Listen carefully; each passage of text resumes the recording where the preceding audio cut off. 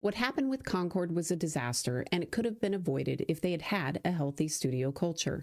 Everyone on a team can and should be able to give feedback and improve the game. Every person should feel accountability to their teammates.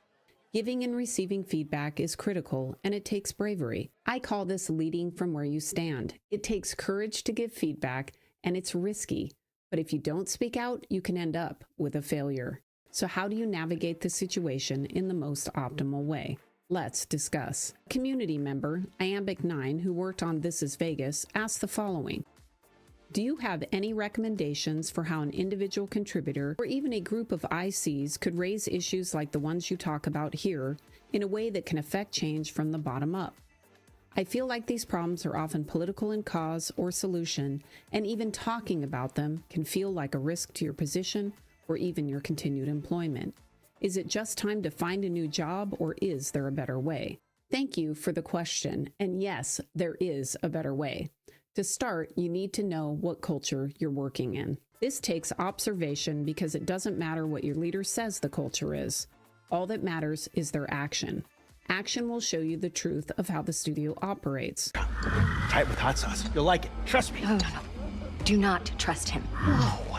Where's this coming from? With Concord, for example, there were reports of toxic positivity that shut down negative feedback on the game. But if you look at their website, that isn't what they said their culture was. They were actively looking to add passionate, visionary creators who thrive in environments where the status quo just won't do, and who genuinely want to be part of a collaborative, inclusive, and respectful team. Sadly, you see this in companies a lot, where they don't really know what their culture is anymore. They have their aspirations of what they want it to be, but that isn't what it really is. For example, when Oculus was acquired by Facebook, they were known as the move fast, break things culture. I loved that idea, but at the point we were acquired, that just wasn't who they were anymore.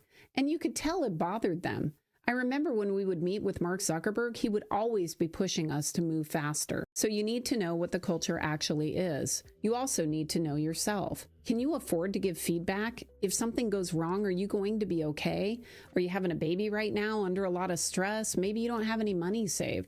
You have to always consider the possibility that people won't react well to the feedback, and you have to think about what you'll do if that occurs. You also need to know how well you fit into the studio. Are you valuable to them? What is your grief to talent ratio? Think about someone like John Carmack. He readily gives feedback because he knows he can go work anywhere if things don't work out or if people don't want to listen to him.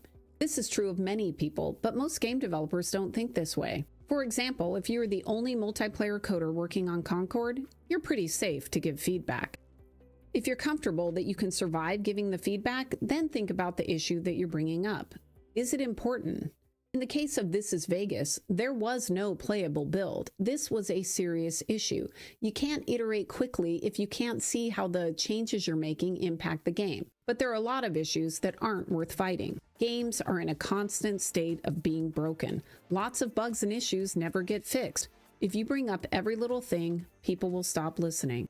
I've worked with many enthusiastic game developers, and even though their hearts are in the right place, if they bring up issues constantly, they just get tuned out. It's just what happens. Let the little things go, and also try to remember to point out the successes too. When things are going well on the game, make sure you tell the team. Not only does it improve their morale, it'll improve yours. And it also makes it easier when you have to bring a little more critical feedback to the table. So you've got your feedback, you're ready to go, you know the culture, you think you're going to survive. Now what do? Well, you gather feedback. I like to call it the walk and talk. This is where you walk around, you talk to the entire team, and you see if there's support for this idea. But before you even do that, you need to start with the premise in your mind that maybe you're wrong. When XNA started, I walked around to the game teams and laid out the case for why I thought a shared game engine was a good idea. Even though I believed in XNA, I didn't know it was the right thing. I hadn't written a game engine. I didn't have the kind of experience the Halo engineers did writing game engines. I wanted to hear their feedback. I wanted to know what the issues would be. If you're new to game development or you've just joined a team, it's very possible you are wrong. Maybe the feature you think is missing has already been considered. Maybe the team working on the feature already has a plan for implementing it that you don't know about. By keeping in mind you may be wrong, you'll be more likely to listen and learn. You'll grow from the experience and you'll become a better communicator and a better game developer. You may also find a better solution, which brings me to my final point. Start with the problem, but have solutions in your back pocket. This is how the idea for Microsoft's Internet Gaming Zone was born. Microsoft wanted a place on the internet where people could play their games, and my group called Net Games was going to work on it. Essentially, they wanted matchmaking for golf, Monster Truck, Age of Empires, every single game you can think of that would have an internet component. They wanted a place for people to find each other. So we started building it, and at the same time, we acquired a company that could help called Electric Gravity. A spot for playing games using the internet. IGZ features classic games such as bridge, chess, and checkers. For context, I had just moved out of testing and was a producer on the bridge game, so I was asked to help onboard the Electric Gravity team. As I started to understand the problem space, I realized that there was zero chance that the team working on the first solution was going to hit their dates for holiday. So even though I was new, I started talking to people and pointing out the issues, and during all of this, I had a crazy idea, a hack. Let's turn the card tables on the Internet Gaming Zone into tables where you could matchmake Monster Truck Madness and golf. It was a hack, but it would work, so the idea started gaining momentum. And soon, one of the key leaders in the group took the idea on their shoulders and started emailing it to everyone.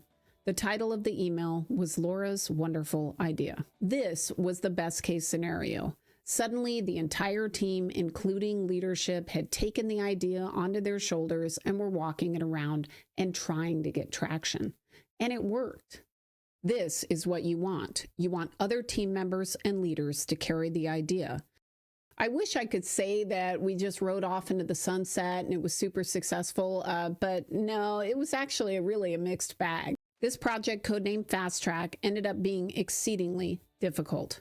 Our team had to pivot from games to infrastructure and ship it in 8 weeks. Despite this, we powered through and shipped 3 releases of the zone in a 3-month period. Eventually, gamers found our site, loved it, and the Internet Gaming Zone was the biggest gaming site on the internet, until of course Microsoft abandoned it to pursue Xbox and Live. The other team had their project shut down. They never shipped, but luckily games was still growing, so they all landed other positions at Microsoft.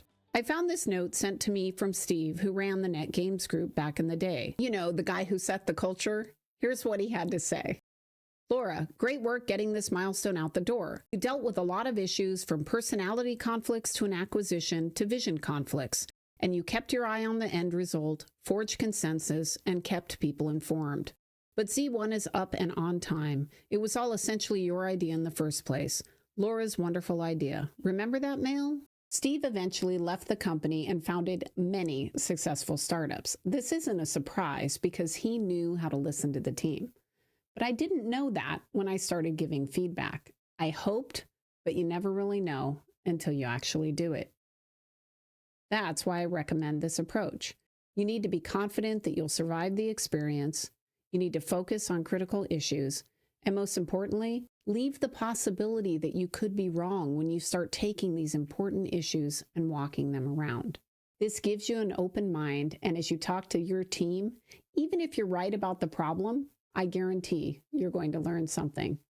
And isn't that why we're here?